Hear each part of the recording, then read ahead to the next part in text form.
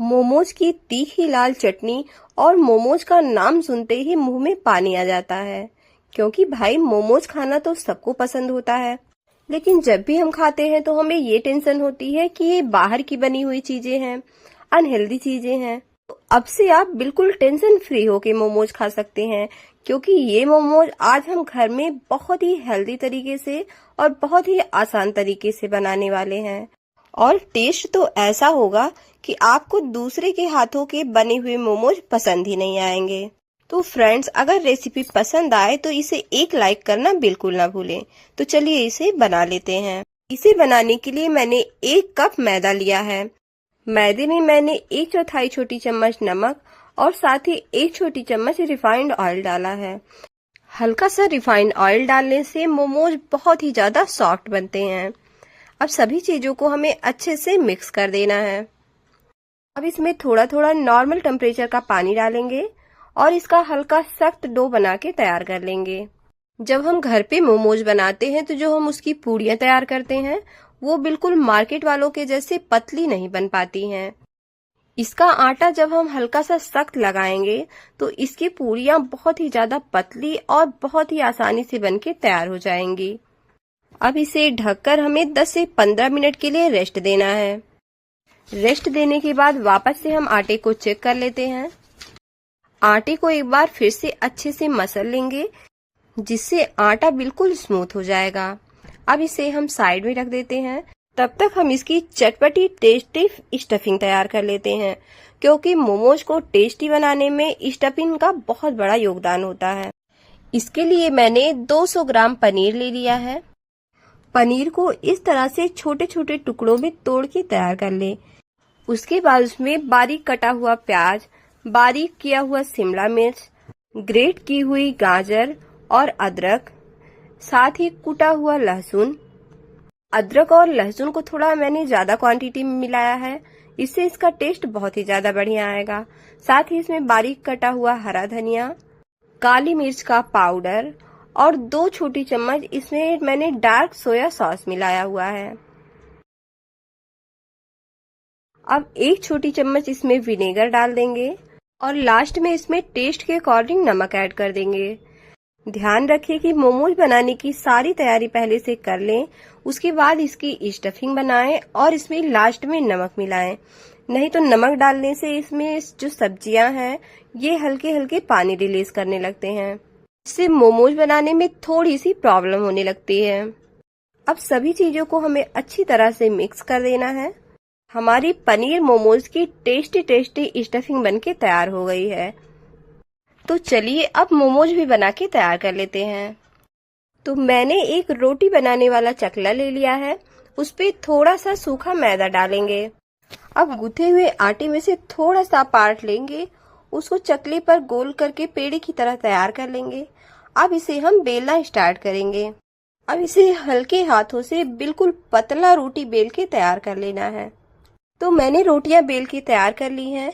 अब इस तरह से कोई ग्लास या कटोरी ले लें, जिसके किनारे थोड़ा शार्प हो और जिससे ये बहुत ही आसानी से कट के तैयार हो जाए।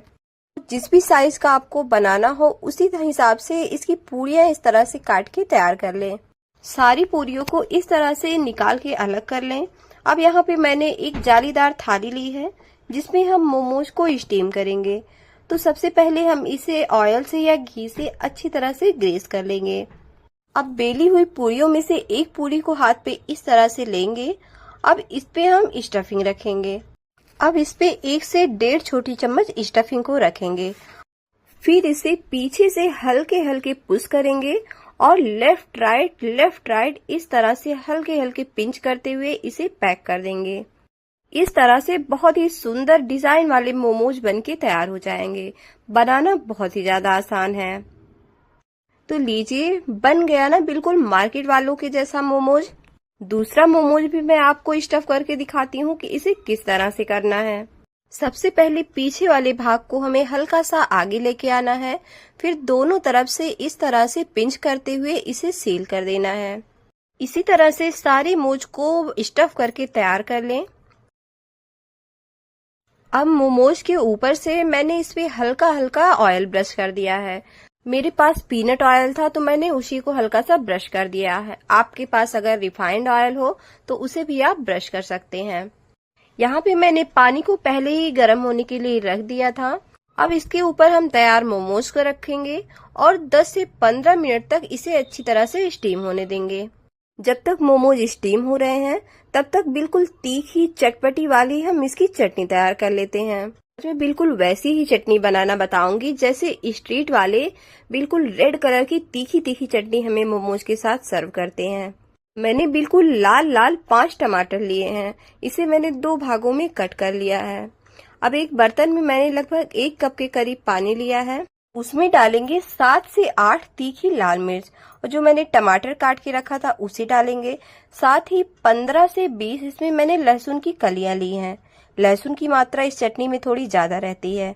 अब मैंने 1 छोटी चम्मच नमक डाल के इसे उबलने के लिए चढ़ा दिया है। इसे हमें तब तक उबालना है जब तक कि ये अच्छी तरह से सॉफ्ट ना हो जाए और इसके छिलके इस तरह से निकलने ना लगे। इसे मैंने उबाल के बिल्कुल ठंडा कर लिया है। अब इसके छिलकों को हमें निकाल देना है। टमाटर अच्छी तरह मैंने उबाले हैं तो छिलके बहुत ही आसानी से निकल जा रहे हैं। सारे छिलकों को निकाल लेंगे। उसके बाद इसे ग्राइंडिंग जार में ट्रांसफर कर देंगे। अब हमें इसका फाइन पेस्ट बना के तैयार कर लेना है।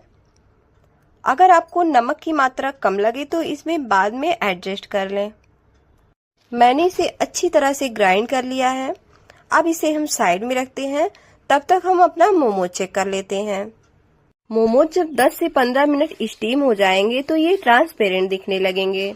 मतलब जब यह अच्छे से स्टीम हो जाएगा तो इसके अंदर जो हमने स्टफिंग भरी है वो ऊपर से ही हल्के हल्के दिखने लगेंगे। इसका मतलब सारे मोमोज अच्छी तरह से स्टीम हो चुके हैं। अब इसके ऊपर से हल्का सा फिर से ऑयल ब्रश कर देंगे।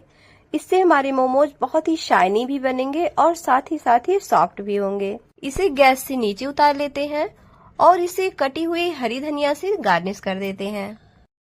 मोमोज बनके बिल्कुल तैयार हो गए हैं। अब इसे खाने के लिए बिल्कुल भी वेट नहीं हो रहा है। तो सबसे पहले सर्व करेंगे मोमोज की तीखी लाल चटनी और फिर गर्मा गर्म मोमोज से इसे हम एंजॉय करेंगे। ये जो लाल चटनी की रेसिपी है इसे आप किसी भी टाइप के मोमोज के साथ सर्व कर सकते हैं। एक बार आप इसे बना के खाएंगे बिल्कुल आपको मार्केट वाले मोमोज से भी ज्यादा बढ़िया टेस्ट आएगा। तो फ्रेंड्स, आपको ये मोमोज की रेसिपी कैसी लगी कमेंट करके जरूर बताएं और वीडियो पसंद आई हो तो इसे एक लाइक करना बिल्कुल ना भूलें। साथ ही अगर चैनल पर नए हैं तो चैनल को भी जरूर सब्सक्राइब करें। Thanks for watching.